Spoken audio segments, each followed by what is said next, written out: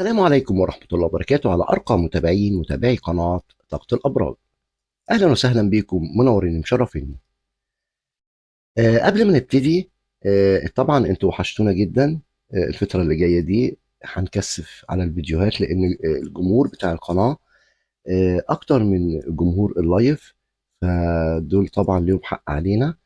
فبنعتذر ليكم، الفترة القادمة مش هيكون فيها لايفات لحين إشعار آخر. إن شاء الله النهاردة برج الدلو هنعمل لك قراءة بتاريخ 22/5/2025، وعنوان قراءتنا ايه في السلسلة الجديدة؟ العلاقات العاطفية المعقدة بعد الانفصال. أتمنى القراءة تفيد حضراتكم، وتمنياتي لكم بمشاهدة ممتعة ومفيدة. وقبل ما نبدأ نصلي على أشرف الخلق سيدنا محمد صلى الله عليه وسلم. ولا يعلم الغيب إلا الله، وهذا توقعات وليس إلا. ما تنسوش حبايبي عمل لايك للفيديو، الاشتراك بالقناة وتفعيل زر الجرس ليصلك كل ما هو جديد. أصحاب برج الدلو، سمي بسم الله ونشوفوا طقطق اليوم يا برج الدلو بتقول ايه، ونشوفوا بداية العلاقة دي، بدايتها ونوايا الطرفين، انت وهو ايه نواياكوا. وهنشوف مشاعر الطرف التاني، هنشوف مشاعره الحقيقية، وهنشوف سبب الخلاف او الانفصال. مم. وهنشوف هل في ندم او نية للرجوع، هل في ندم او نية للرجوع. وهنشوف الدرس او الرسالة من العلاقة دي، ايه الدرس او الرسالة. وهنشوف مستقبل العلاقة يا برج الدلو. اتمنى لكم مشاهدة ممتعة مفيدة، ونبتدي ونسمي بسم الله ونشوفوا طقطق يا برج الدلو. بص بقى يا برج الدلو، العلاقة دي من البداية كانت علاقة غريبة، شبه تحدي. العلاقة دي بدأت وانت دخلها وانت مش ناوي تتورط. يعني هي بادئه وانت داخلها اساسا مش ناوي ان انت تتورط. كنت بتقول لنفسك هي تجربه وخلاص، بس الطرف التاني عرف يخطف انتباهك بطريقه تمرد، او طريقه متمرده او مختلفه. عرف يخطف قلبك وانتباهك، جذبك، شد انتباهك. كان في شد وجذب في العلاقه، وكان فيها لعبة تحدي. انا هعرف اجيبك ولا لا، هوقعك ولا لا في حبي. كان فيها لعبة تحدي. خلي بالك يا برج الدلو، انت مش سهل وهو كمان مش سهل، وده خلى العلاقة تبقى عاملة زي صراع جميل في اوله. كان ليه لذة كده، انت قلت زي ما تيجي. كانت عاملة زي صراع جميل في اولها. انت يا برج الدلو في القراءة معايا جواك ألف علامة استفهام، ألف علامة استفهام. طول الوقت كنت حاسس ان في حاجات مش مفهومة. الطرف التاني ما كانش صريح كفاية، ما كانش بيفتح ليك قلبه بالكامل، كان غامض.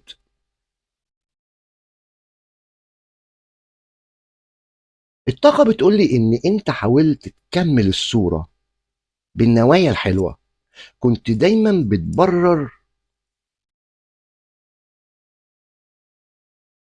السكوت، الغموض. وانت برضو كنت كده. لا لا لا لا، ده انتوا الاتنين. لا ده انتوا الاتنين، انتوا الاتنين. النوايا هنا مش هو لوحده، كانت دايما بتبرر سكوتكم وغموضكم. انتوا الاتنين كنتوا غامضين وساكتين، او حتى حتى اختفائكم كان في تبرير ليه، بس كل مرة كنت انت بتقرب كان في باب بيتقفل. كل مرة انت اما كنت بتقرب كان في باب بيتقفل. انت حسيت ان انت على طول بتتحط في مقارنة دايما. حسيت انت الاحساس ده، حسيت ان انت على طول بتتحط في مقارنة. في طاقة هنا بتقول لي انك اتقست بمقاس مش بتاعك. برج الدلو، انت اتقست بمقاس مش بتاعك.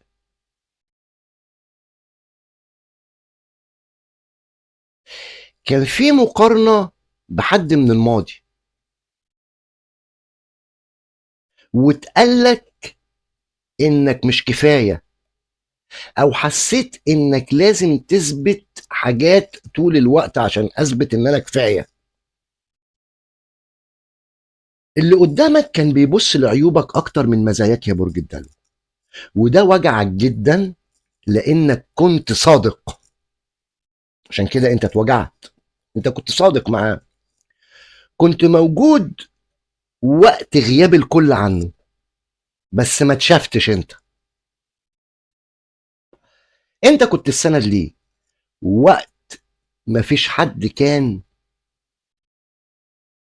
معاه. انت اللي كنت بتهون وبتعدي في العلاقة دي، وبتجبر الخاطر كمان، وبتفتح باب ما بيتقفلش عندك. انت يا برج الدلو كنت دايما بتفتح باب ما بيتقفلش عندك، وحسيت ان انت كل اللي انت بتعمله ده ان ده مفروض عليا ان انا اعمله. حتى ما جاش في مرة قال لك شكرا، ولا حتى قدرك بالحب. وده حسسك انك في العلاقة دي شبه خيال. ده حسسك في العلاقة دي ان انت شبه خيال، موجود دايما لكن مش واضح. موجود دايما بس مش واضح. مم.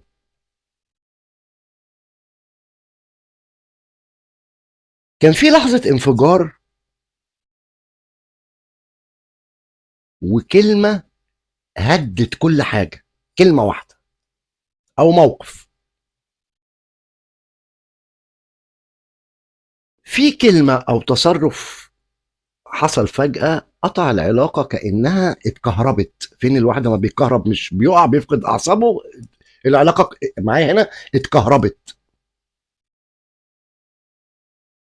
يمكن يكون حصل اتهام، يمكن انسحاب من غير وداع. انت كنت متفاجئ جدا ساعتها، ما كنتش متحضر للنهاية.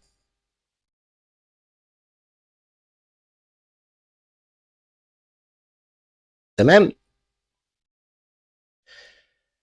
خصوصا بعد اللي انت اديته ده، انت ما كنتش مجهز نفسك او محضر نفسك للنهاية.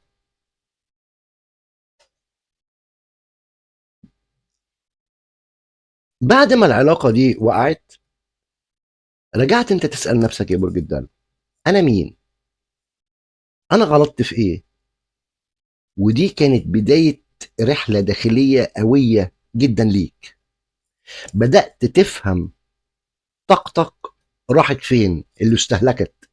مين يستاهل تعبك، ومين كان بيستهلكك، بس بيستهلكك. الطاقة بتقول لي ان انت في طاقة تغيير، واتغيرت اكتر من اي وقت قبل كده يا برج الدلو. انت في طاقة تغيير واتغيرت اكتر. في ألم من الناحية التانية، بس ما كانش عنده الشجاعة يبوح بالألم ده. كان في لحظات بكاء بالليل، كان في وقت بيفكر فيك، بس كبريائه كان بيكسب دايما، وهنا ما كانش بيتحرك. سابك تتحمل نتيجة قراره لوحدك.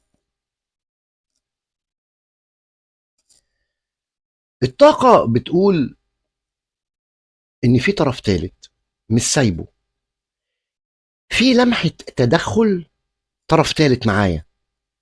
مش شرط علاقة، ممكن يكون شخص قريب أو كلام ناس أو ماضي لسه ما اتقفلش. الشخص ده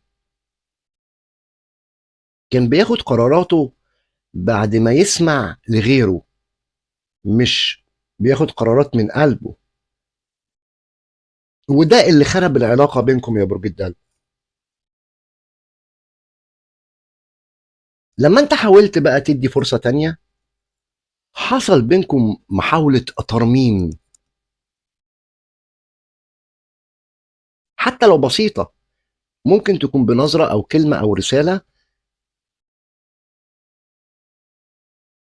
بس الطاقة بتقول إن أنت كانت طاقتك خلصت، لأنك اتكويت معايا من الوجع، وهم أو اللي حواليك أو الشخص ده اتغير ومعبركش. الفرصة جت بس ما اتقفلتش.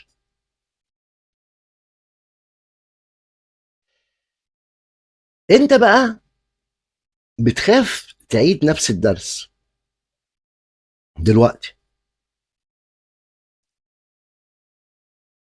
قلبك لسه بينبض، بس دماغك بقت حذرة. اتعلمت تشوف التفاصيل، اتعلمت تشوف التفاصيل وتسمع الإشارات من بدري. مم. اتعلمت تشوف التفاصيل وتسمع الإشارات من بدري، وتشوفها وتحسها.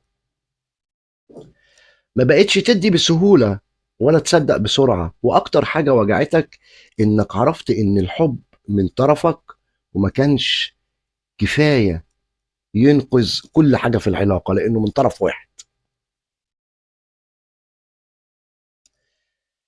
إزاي بقى تخرج من دايرة الوجع دي يا برج الدال؟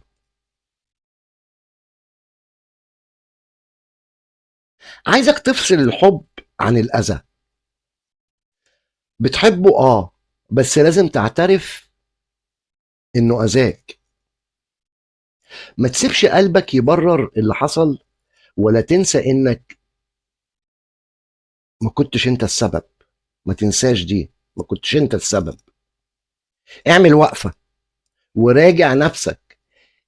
أنت يا برج الدلو عايز ترتاح، يبقى لازم تتخلى عن اللي تعبك، ولازم تتخلى عن اللي انت تعبت عشانه ما قدركش. اللي جاي بقى في حياتك يا برج الدلو في صفحة جديدة، بس مش هتتفتح غير لما تقفل اللي فات بقلبك فعلا. في حد هيظهر بطاقة نقية، بس خلي بالك هيختبرك، هيشوف هل انت لسه شايل علاقة في قلبك، ولا بجد فاضي لحب جديد. لو لقاك صافي هيكون حب ناضج، هيسكن جوه قلبك، هيكون في دفى من غير لعب ولا لف ولا دوران يا برج الدلو. الطرف اللي احنا فاتحين عليه القراءة ده، اللي احنا انفصلنا منه، ما عندوش استعداد ان هو يتعافى. شايل عقد من الماضي، خيبات امل. فما كانش داخل معاك العلاقة ان هو مستعد يتعافى. فخاف من اي حد يحبه بصدق، لانه شاف فيك مراية وشاف نفسه بوضوح. ما قدرش يواجه حقيقته فهرب من وجودك. والحقيقة انت ما كنتش المشكلة، انت كنت فرصة ضاعت من شخص مش جاهز ليها يا برج الدلو. ودي كانت قراءتك اليوم يا برج الدلو، وأتمنى لك السعادة والهنا على طول الدوام. انتظروني حبايبي في فيديو آخر، أترككم في رعاية الله وأمنه، والسلام عليكم ورحمة الله وبركاته.